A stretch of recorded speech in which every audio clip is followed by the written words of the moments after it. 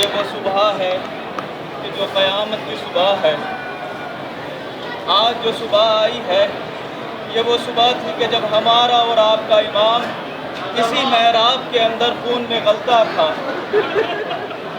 سیدہ کو اپنی قبر میں چین نہ تھا، رسول اسلام کی ریا و گناہ تھے، شہزادی زینب لرز رہی تھی، ام کلثوم پر غش طاری تھا۔ ہاں میرے عزیزو، یہ جو رات گزری ہے یہ قیامت کی رات تھی میرے مولا کے لیے۔ عزیزان محترم، میرا مولا شب 19 میں اپنے چھوٹی بیٹی کے یہاں تشریف لے جاتا ہے، اور لے جانے کے بعد روزہ افطار کرنے کے بعد اب جو رات آتی ہے نا تو جناب ام کلثوم فرماتی ہے کہ میرا بابا پریشان تھا، کبھی حجرہ عبادت میں جاتا تھا، کبھی حجرہ عبادت سے آتا تھا، اور آنے کے بعد ایک جملہ کہتا تھا، ہاں یہ وہی شام ہے، وہی رات ہے جس کا مجھے انتظار تھا۔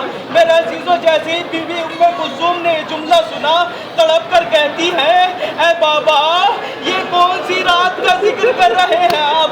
میرے عزیزو، امیر المومنین مسکرا کر فرماتے ہیں، بیٹی آج یہ رات جو ہے میری اور تیری جدائی کی رات ہے، یہ وہی رات ہے جس کی خبر مجھے رسول اسلام نے دی تھی۔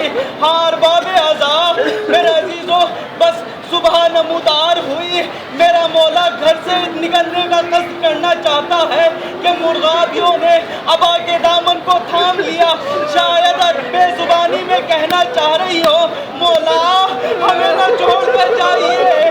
ہاں عزیزان محترم، بس جناب امیر المومنین نے اپنی بیٹی کو مخاطب کیا، اور مخاطب کرنے کے بعد کہا، اے ام کلثوم ان مرغابیوں کے کھانے پینے کا انتظام رکھنا، اگر تم سے کھانے پینے کا انتظام نہ ہو سکے تو ان کو آزاد کر دینا۔ اور ایک جملہ کہا، اے بیٹی ام کلثوم میں نہیں چاہتا کہ کوئی بھی جان بھوک اور پیاس سے ترستی رہے۔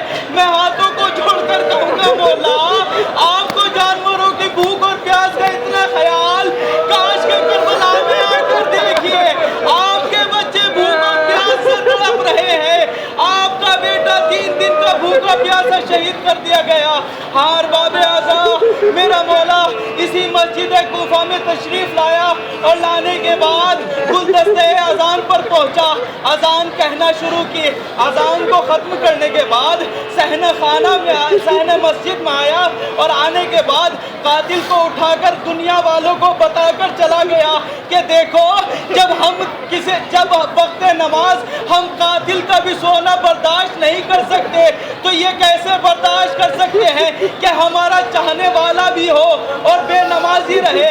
ہاں ارباب اعضاء، بس اب کیا تھا، مولا سجدہ عبادت پہ پہنچے، ملعون نے تلوار سے وار کیا اور ستون مسجد لرزنے لگے، چراغ بجھ گئے۔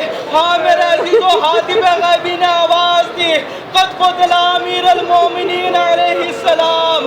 میرے عزیزو، بس اتنا سننا تھا، مولا نے خاک محراب کو اٹھایا، اور اٹھانے کے بعد اپنے زخم میں رکھا اور آواز دی، بیٹا حسن نماز کو تمام کرو۔ میرے عزیزو، نماز کو تمام کیا گیا۔ اب دونوں شہزادوں نے اپنے باپ کو لیا اور بیت الشرف کی طرف چلے۔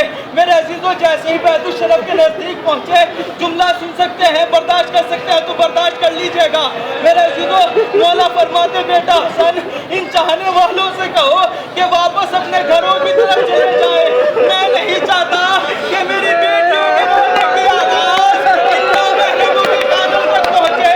میں ہاتھوں کو جوڑ کر کہوں گا، مولا یہ 40 ہجری یہی کوفہ ہے کہ جہاں پر آپ کو اپنی بیٹیوں کے پردے کا اتنا خیال ہے، کل 60 ہجری ہوگی، یہی کوفہ ہوگا جہاں پر زینب کلثوم میں ندا ہوں گی، منادی ندا دے گا کہ پہچانو یہ علی کی بیٹیاں ہیں۔ جزاکم اللہ خیر الجزا۔ ارباب اعضاء، بس عبادت تمام ہے۔ آخری روایت، ہاں میرے عزیزو، مولا کو غسل و کفن دیا گیا اور دفن کر دیا گیا۔ کچھ دن گزرے تھے، جو صاحب اولاد ہے وہ اپنے دل پر اس بات کو سنیے گا، اس روایت کو سنیے گا۔ میرے عزیزو، روایت بتاتی ہے کہ جب مولا کو غسل کفن دینے کے بعد دفن کر دیا گیا اور کچھ دن گزر گئے تو اب شہزادی زینب اپنے بابا کے غم میں نڈھال رہتی تھی، اپنے بابا کو یاد کرتی تھی۔ جب کئی دن گزرے تو جناب زینب اسی نڈھالی کے حالت میں بیت الشرف سے نکلی، اور نکلنے کے بعد مسجد کوفہ میں آئی، اور مسجد کوفہ میں آنے کے بعد اسی محراب میں پہنچی، اور پہنچنے کے بعد محراب میں بیٹھ جاتی ہے، اور بیٹھنے کے بعد سر سے آہستہ سے اپنی ردا کو ہٹاتی ہے، اور ہٹانے کے بعد خاک محراب کو اٹھا کر اپنے سر پر رکھتی ہے، اور رکھنے کے بعد کہتی ہے اے